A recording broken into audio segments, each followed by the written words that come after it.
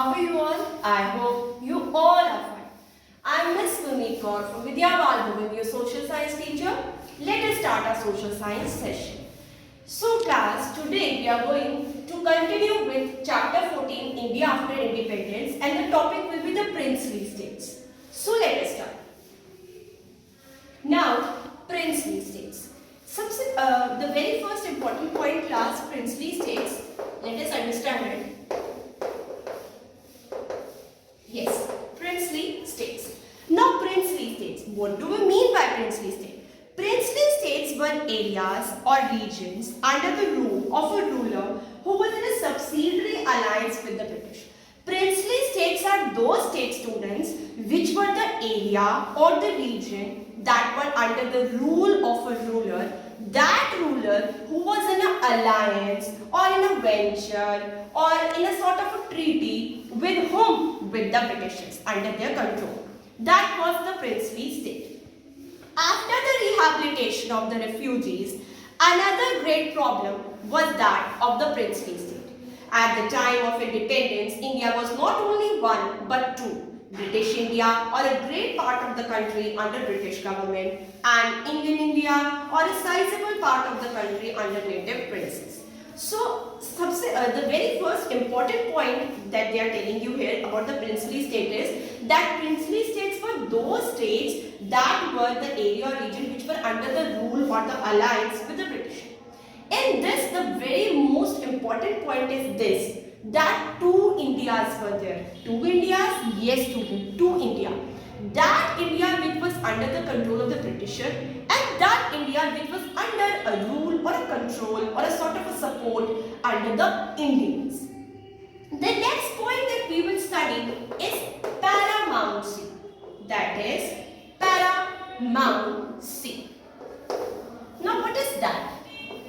Paramountcy means the supreme power or authority. Paramountcy basically means the supreme power or authority. The Indian Independence Act of 1947 allowed the Indian princes to join either the Indian dominant or the Pakistan dominant or to remain independent. So at this point of time, the paramountcy or the supreme power or authority of the Britishers was at a very high level.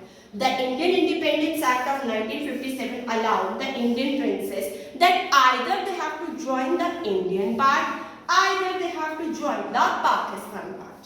This provision was rather a mischievous design. If all the princely states had decided to pull in different directions, there was a possibility of numerous areas of independent and semi-independent states. But here we get a very new point in picture. That is, if all the princely states will decide that they want a different direction, then there will be definitely a possibility of a chaos, of a confusion. I want a different part, you want a different part, third person want a different part. So what will at end happen? A confusion, and there will be a break of unity.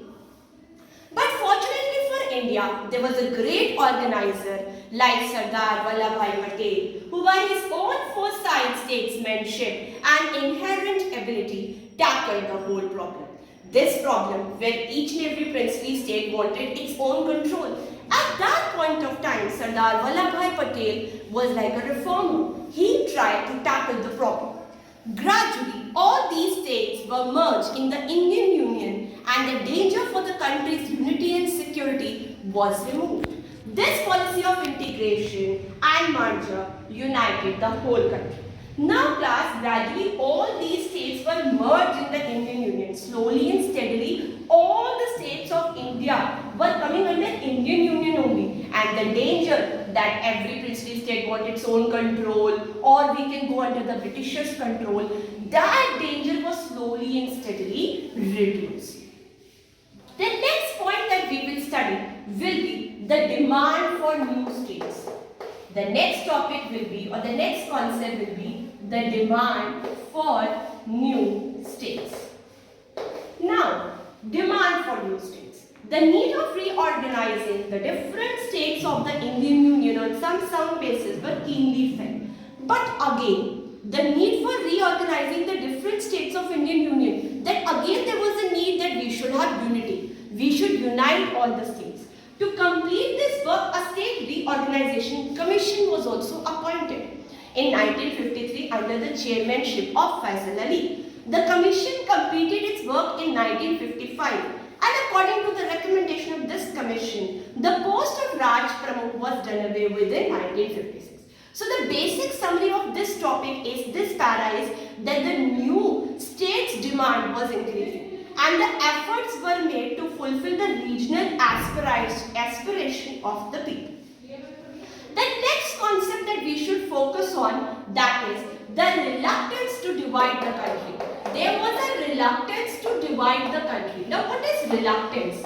Reluctance means when we resist. Reluctance to divide.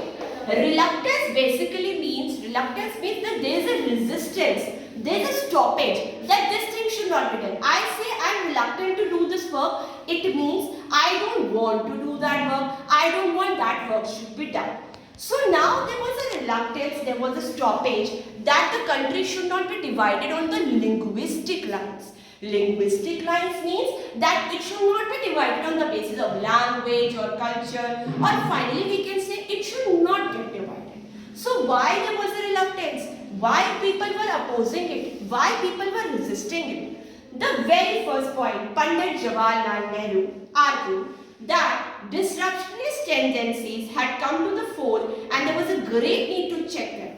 The nation had to be strong and united. As I told you, each and every princely state wanted their own control. At that point of time, unity was very important. So Pandit Jawaharlal Nehru said that it is very important for our country to get united. We should not get any sort of breakage, or we should not divide. Second point, Vallabhbhai Patel. Vallabhbhai Patel said the first and last need of India at the present moment is that it should be made a nation. Everything which helps the growth of nationalism has to go forward. At any cost, Sardar Vallabhbhai Patel said that at any cost we have to get united. Anything which is leading to our division should be stopped. Any point, any problem which is coming in the path should be tackled.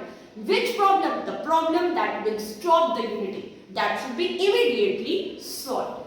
Third point, other leaders felt that when the country was divided on the religious basis, the people will have to suffer. More than 1 million people, both Hindu and Muslim, had been killed in riots, and about 8 million people had to live in ancestral places. The very important point, third point, which was a point that we should not divide the country on linguistic line, was that when the country will get divided into linguistic line, again the same point, the unity will break away. And the very most important point, that there can be riots, there can be violence, there can be bloodshed, and there can be a huge loss of life and property. The next important concept that we will see is agitation. Agitation. Now what is agitation? Agitation for the creation of more states. Let us see.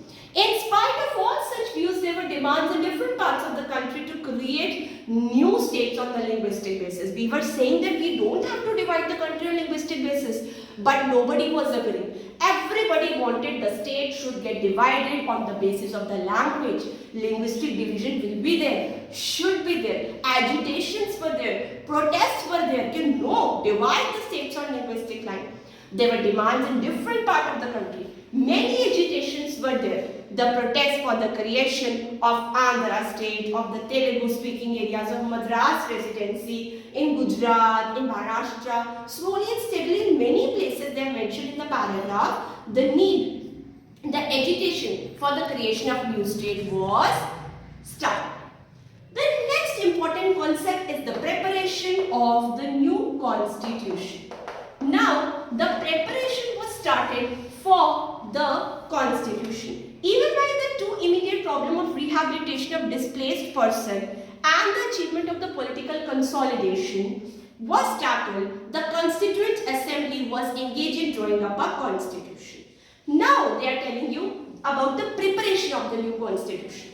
Preparation of the new constitution, here the efforts were taken that new constitution should be made, constitution should be drafted. The assembly for making the constitution was very much seriously involved in making the constitution. India became free on 15th August 1947, but there was a need of constitution, because you all know constitution is the book of rules and Constitution. When that book will be there, we will know, the country will know how the smooth functioning of the country will be done. So these were the topics for today's discussion. Let us have a very quick recap. We have discussed about the princely states, those states which were areas or region which were under the rule of the Indian rulers, but there was an alliance with the British. Then we discussed that why there was a demand of the new states.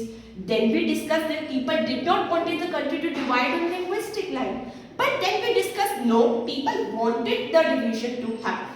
They wanted the division to happen, and at last we discussed about the preparation of the new constitution, where the Constituent Assembly started its preparation. So this was about today's topic. Now I hope you have got the conceptual clarity. Your homework will be to learn the key terms. Yesterday I gave you to write. Today you will have to learn the key terms. I hope you have got the conceptual clarity, and thanks a lot. Study harder. Have a good day.